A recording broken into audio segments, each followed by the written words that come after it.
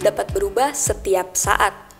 Tapi untuk bisa berubah butuh kerja keras, pantang menyerah, dan mau belajar dari pengalaman.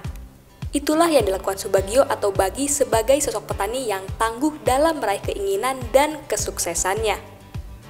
Berawal dari pemutusan hubungan kerja di tempat bekerja sebagai pemotong kayu, Bagi mengubah hidupnya dengan menjadi petani sayuran. Sebagai kepala rumah tangga, Bagi harus bisa membiayai anak istrinya setelah berhenti kerja tanpa pesangon. Ada dua pilihan dalam benak pria 58 tahun ini, menjadi pedagang sayuran di pasar atau menjadi petani. Udah suntuk, harus jalan apa yang ku tempuh? Karena biaya anakku aja 700.000 aku nggak bisa mencukupi saat itu. Hasilku cuma 250.000. Jadi aku mikir, apalah ini mau ku tutupi ini kan? Nah itu kan. Udah itu, udahlah pertanian aja. Kali nanti nggak usah kau tanam cabai, kau tanam timun aja 1 bulan itu udah panen katanya. Aku mikir iya juga ya. Semangat Bagi menjadi petani dan keinginannya memberikan kehidupan yang lebih baik untuk keluarganya pun didukung sang kakak yang juga petani. Kakaknya menyarankan untuk membuat perjanjian dengan istrinya jika mengalami kerugian panen.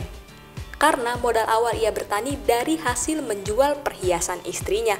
Karena saat itu modal kan kecil, kami punya emas kalau nggak silap nilainya 2 juta, tapi kan kami nggak punya pilihan lain, kami kan harus bekerja gitu.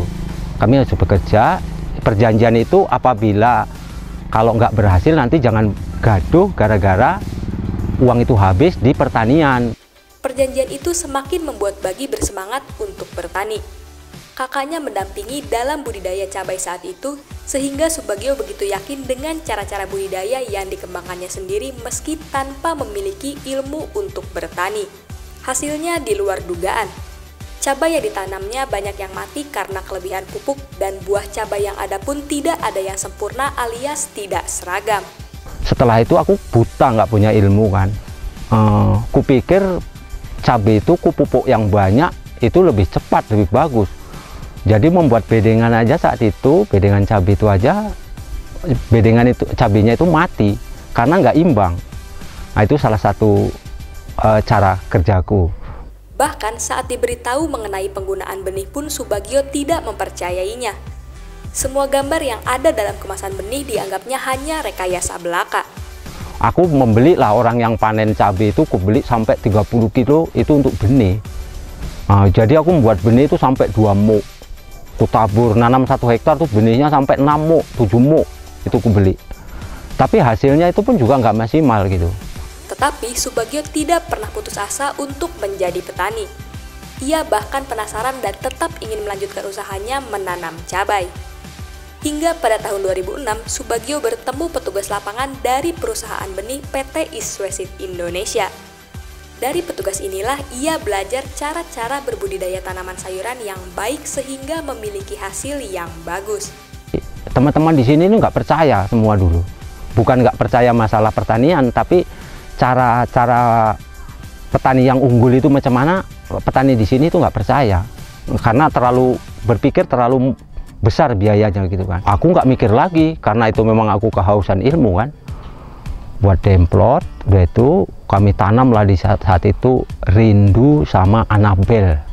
Subagio juga tertarik menanam semangka selain cabai.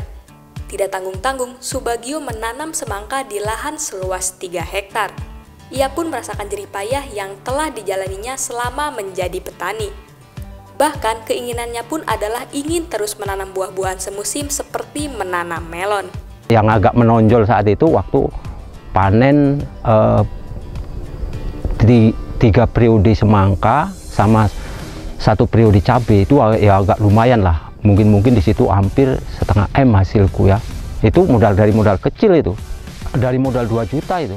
Dari modal juta aku kembangkan sampai 500-an juta lah aku ingat. Aku nggak berani itu belanjakan apa. Nggak bisa aku berbuat apa. Aku sendiri nggak tahu, nggak pernah aku seumur hidup megang uang yang namanya setengah M itu nggak pernah aku bayangkan gitu. Jadi aku saking bungahnya, ya udah aku bayarkan zakatku. Kepuasan Subagio tidak berhenti sampai di situ. Sedikit demi sedikit hasil keuntungan yang diperolehnya dikembangkan untuk modal usaha lain yang bisa membantu petani. Salah satunya dengan membuat toko sarana produksi pertanian agar petani lebih mudah dalam mengakses pupuk.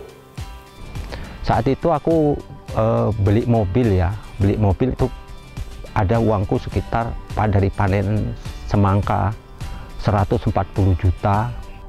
Karena tahun ini aku punya kenikmatan sendiri bahwa aku mau menikmati hasil kerja kerasku, yaitulah aku bangunkan rumah,